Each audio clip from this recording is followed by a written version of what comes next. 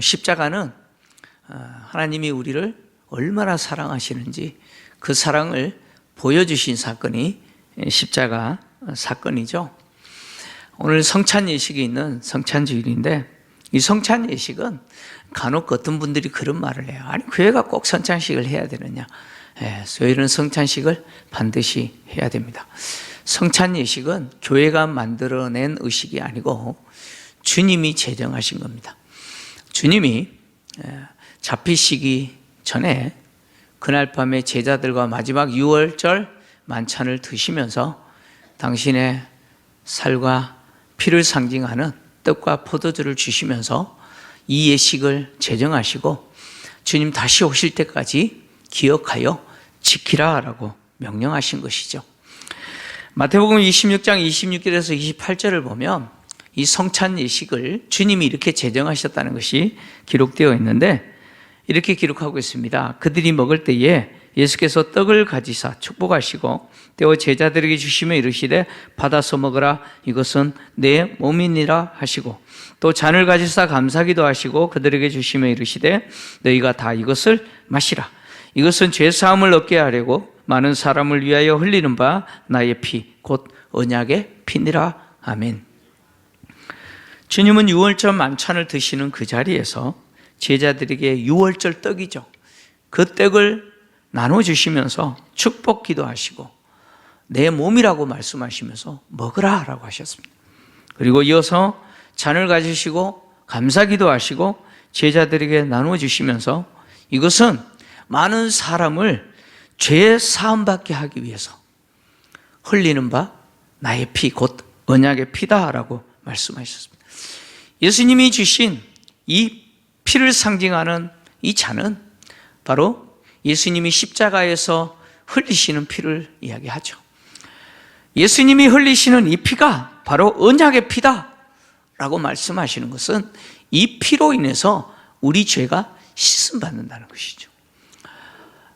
죄인인 인간은 하나님께 나아갈 수 없습니다. 그래서 이 죄 문제를 해결하기 위해서 주님이 십자가에서 당신의 몸을 찢으시고 피를 쏟으시고 우리 죄를 씻어주신 것이죠. 그래서 히브리서를 기록한 저자는 오늘 히브리서 10장 19절에서 22절을 통해서 우리가 하나님께로 마침내 나아갈 수 있게 된 자가 되었는데 바로 예수의 피를 힘입어서 성소로 들어갈 수 있는 담력을 얻었다. 그리고 이 길은 바로 주님이 휘장 가운데 열어놓으신 길이다. 이 길은 생명의 길이다. 그리고 휘장은 당신의 육체다라고 말씀을 하셨습니다. 히브리서 저자가 말하고 있는 이 내용은 바로 예수님의 십자가 사건을 통해서 당신의 몸을 찢으시고 그리고 당신의 피를 흘리신 사건을 이야기합니다. 특히 예수님의 십자가의 죽음은 바로 성소의 휘장을 위에서 아래로 찢으시고 둘로 나누셔서 하나님께 들어갈 수 있는 길을 여신 사건입니다. 그래서 마태복음 27장 50절에서 51절을 보면 예수님이 십자가에서 큰 소리를 지르시고 운명하실 때, 그 영혼이 떠나실 때 이에 성소의 휘장이 위에서 아래로 찢어 둘로 나누어졌다. 비로소 길이 생겼다라고 기록을 하고 있습니다. 성경은 예수님의 십자가의 죽음의 사건이 바로 인간으로 하여금 하나님께 나아갈 수 있는 길을 여신 사건으로서 성소의 휘장을 찢으신 사건, 길을 여신 사건이라고 기록을 하고 있습니다. 간혹 예수를 믿지는 않지만 예수 믿는 사람보다 더 도덕과 윤리적으로 나은 삶을 사는 분들이 있습니다. 여러분 그렇지 않아요? 우리 주변에 보면 예수만 안 믿었지 진짜 우리와 비교해서 더 나은 삶을 그렇게 사는 분들이 있습니다. 간혹 우리는 만납니다. 근데 제가 전도를 하다 보면 간혹 저를 당황시키는 사람들이 있습니다. 저를 당황하게 만드는 분들이 있어요. 어떤 분들이 당황하게 만드냐면 저는 죄 안 지어요 라고 하는 분들이에요. 죄를 안 짓는데요. 네. 당황스러워요. 복음을 전해야 되는데. 네. 여러분, 인간 중에 죄 안 짓는 인간이 있을까요? 여러분, 죄 안 짓는 인간이 있겠습니까? 결단코 없습니다. 상대적으로 다른 사람과 비교해서 좀 더 도덕과 윤리적으로 좀 더 나은 삶을 살 수는 있을지 몰라도 모든 인간은 하나님 앞에 죄인입니다. 그래서 성경은 모든 사람이 죄를 범했고 하나님의 영광에 이르지 못했다라고 분명히 선언하고 있죠. 로마서 3장 9절에서 10절 이렇게 기록하고 있습니다. 그러면 어떠하냐?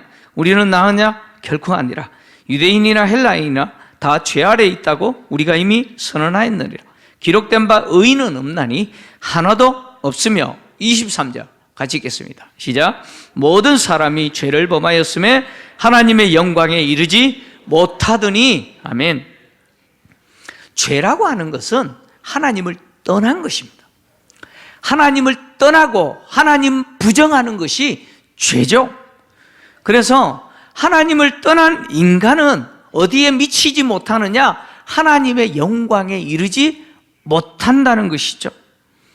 다른 사람과 비교하여서 좀 더 나은 도덕과 윤리적인 삶을 살 수 있을지는 몰라도 완전하신 하나님, 완전히 거룩하신 그 하나님의 기준에서 봤을 때 그 역시 죄로 오염된 인간일 뿐이라는 것이죠.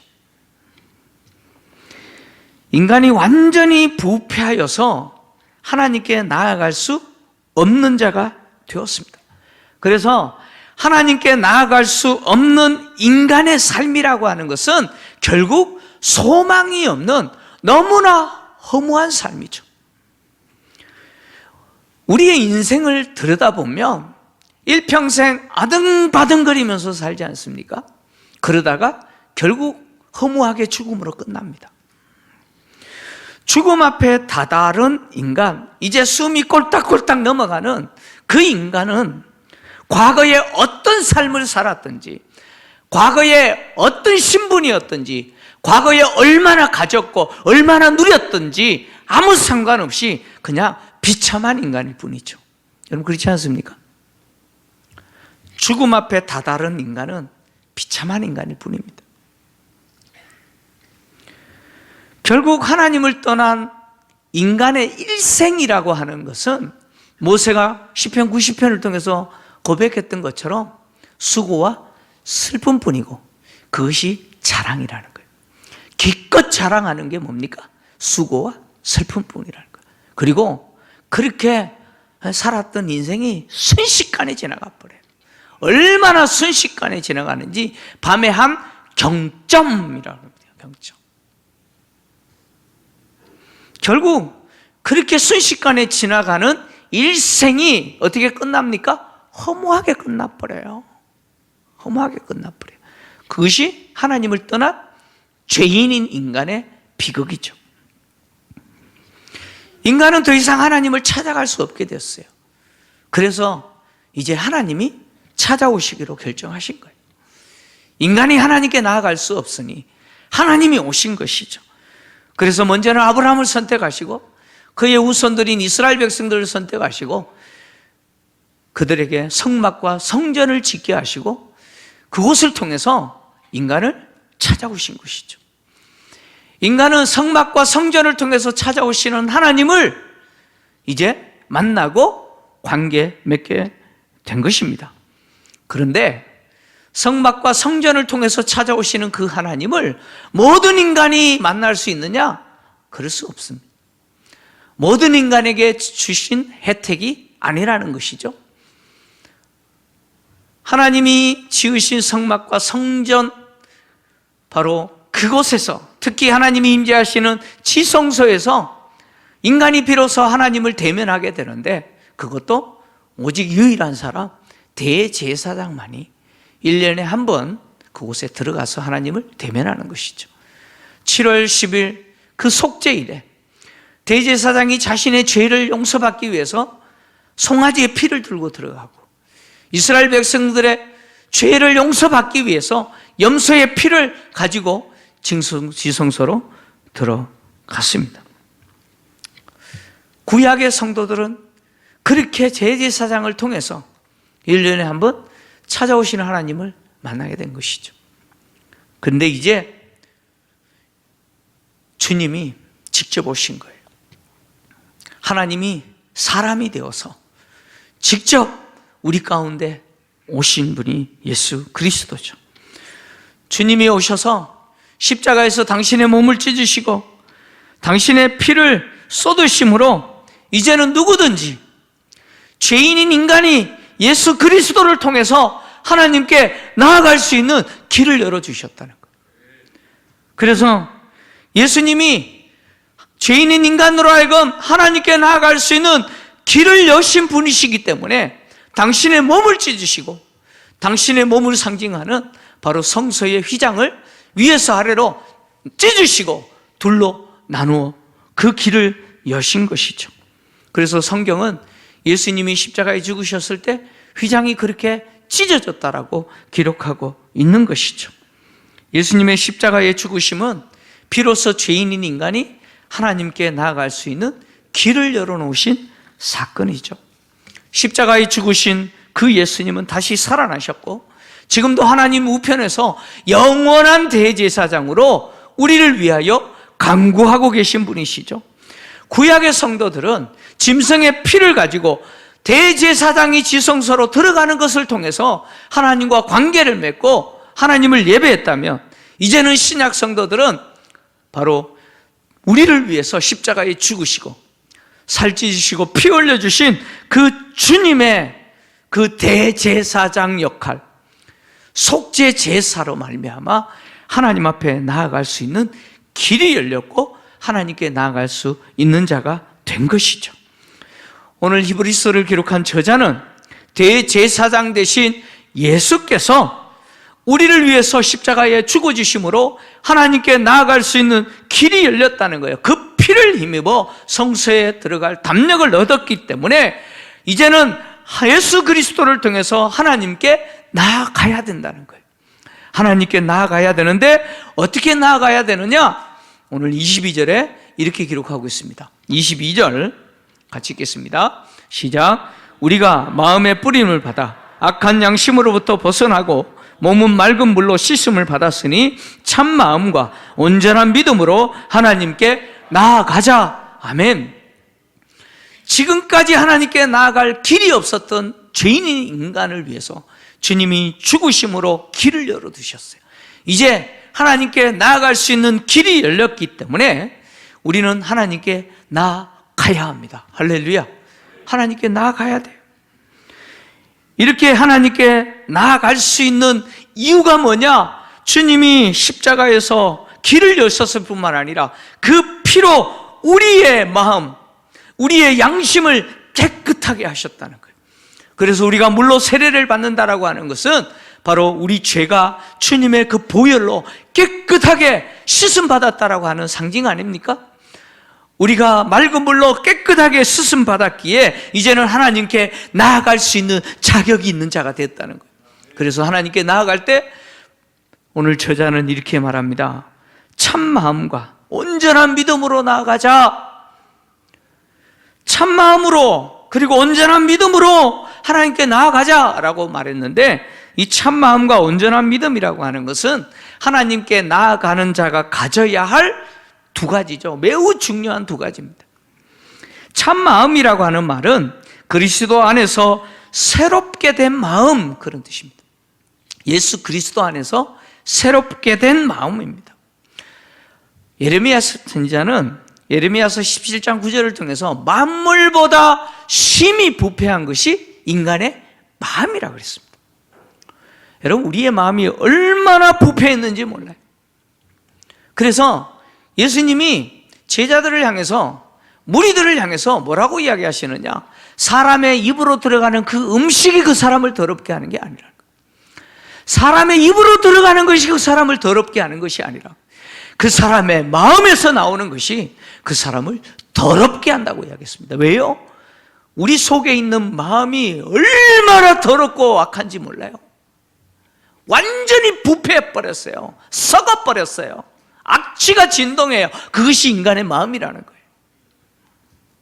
근데 그 마음을 주님이 십자가에서 피를 쏟으시고 그 피를 우리에게 뿌리심으로 우리를 깨끗하게 회복시켜 주셨다는 거예요. 그래서 우리의 양심이, 그 타락한 양심이 그 악한 양심에서 완전히 벗어나게 됐다는 거예요. 깨끗한 마음, 깨끗한 양심이 되었다는 것이죠. 그래서 주님께 나아가는 자, 하나님께 나아가는 자들은 깨끗한 마음, 예수 안에서 완전히 새롭게 된, 완전히 악한 양심에서 벗어난 그 깨끗한 양심으로 하나님께 나아가야 된다. 여러분, 우리 거짓된 모습으로 하나님께 나아가면 안 돼요. 온전한 믿음으로 나아가야 된다. 이 온전한 믿음이라고 하는 말은 하나님을 향한 흔들리지 않은 충성이야 합니다. 하나님을 향한 흔들리지 않는 충성, 이것이 바로 온전한 믿음을 말합니다. 우리는 우상 숭배했던 사람들 아닙니까? 하나님 없다 하고 하나님 부정하면서 온갖 세상의 것을 숭배하면서 우상 숭배했던 사람들입니다. 그랬던 우리를 주님이 십자가에 죽어주심으로 이제는 우상 숭배하는 자가 아니라 하나님을 섬기고 하나님만 섬기는 자, 하나님을 사랑하고 하나님만 섬기는 자가 되도록 만들어 주셨습니다. 그리고 결코 흔들리지 않는 그 믿음으로 하나님만 위해서 살겠다라고 결단하면서 사는 자로 우리를 만들어 주셨습니다. 온전한 믿음은 우리의 평생 그렇게 하나님께만 충성하겠습니다라고 흔들리지 않는 믿음으로 사는 것이라겠죠. 그 믿음으로 하나님께 나아가야 된다는 것이죠. 주님은 지금도 살아계시고 하나님 우편에서 우리를 위해서 기도하고 계시는 대제사장이시죠. 우리가 주님의 살과 이 피를 먹고 마시는 성찬 예식에 참여하는 것은 대제사장 대신 주님이 십자가를 통해서 우리에게 베풀어 주신 그 구원의 은혜를 누리는 것이지 않습니까? 여러분, 예수님이 우리에게 베풀어 주신 구원의 은혜의 가장 중요한 핵심이 뭡니까? 우리가 하나님께 나아가는 자가 되었다는 것이죠. 하나님께 나아갈 수 있는 자가 되었다는 거 아닙니까? 우리의 대제사장 되신 주님이 십자가에 뿌리신 그 보혈의 피로 우리의 양심까지 깨끗하게 회복되어졌고 당신의 몸을 찢으시고 하나님께 나아갈 수 있는 길을 열어주신 그 주님을 통해서 하나님께 나아갈 수 있는 자가 된 것이죠. 그래서 성도들은 주님이 우리에게 베풀어 주신 그 완전한 새 마음, 깨끗하게 된 그 새 마음으로, 그리고 흔들리지 않는 하나님만 섬기겠다라고 하는 그 충성스러운 그 믿음, 온전한 믿음으로 하나님께 나아가야 됩니다. 여러분, 우리가 하나님께 나아간다라고 하는 것은 예배의 초청이죠. 하나님 앞에 예배자로 나아가는 거예요. 이 현장 예배에 나오셔야 될 뿐만 아니라 여러분의 평생이 하나님께 예배자로 드려져야 된다는 거예요. 뿐만 아니라 이렇게 하나님께 나아가자라고 선포하고 있는 것은 우리의 평생의 삶이 장차 우리에게 이루어질 그 하나님의 나라에서 참 하나님의 보좌 그 앞으로 나아가는 삶이 되어야 된다는 거예요. 우리의 삶이 썩어질 세상 것 붙들고 살아가는 아등바등하는 삶이 아니라 우리의 삶의 모든 내용이, 우리의 일생이 바로 장차 이루어지게 될 그 하나님의 보좌, 그 하나님의 나라에서, 하나님의 보좌에서 하나님과 영원히 함께 살 그 날을 준비하는, 그 보좌 앞으로 나가는, 그 참 성소 앞으로 나가는 그런 삶이 돼야 된다라고 오늘 히브리서 저자는 우리에게 외치고 있는 것입니다. 사랑하는 성도 여러분, 주님의 살과 피를 먹고 마시는 이 성찬 예식은 내가 하나님께 나아가는 자가 되었고, 그리고 나의 평생의 삶이 그 하나님의 참 보좌, 그 보좌를 향하여 나아가는 삶이 되어야 된다라고 말씀하시는 하나님의 말씀에 아멘, 아멘. 내가 그렇게 살겠습니다 고백하면서 이 예식에 참여하여 하나님 주시는 구원의 은혜를 누리는 이것이 성찬 예식입니다. 이 예식에 참여하시는 우리 모든 성도들이 일평생 여러분의 삶이 하나님의 그 보좌 이루어지게 될 그 하나님의 나라에서 참 성소 앞으로 나아가는 그런 일생의 삶이 되시기를 주의 이름으로 축원합니다.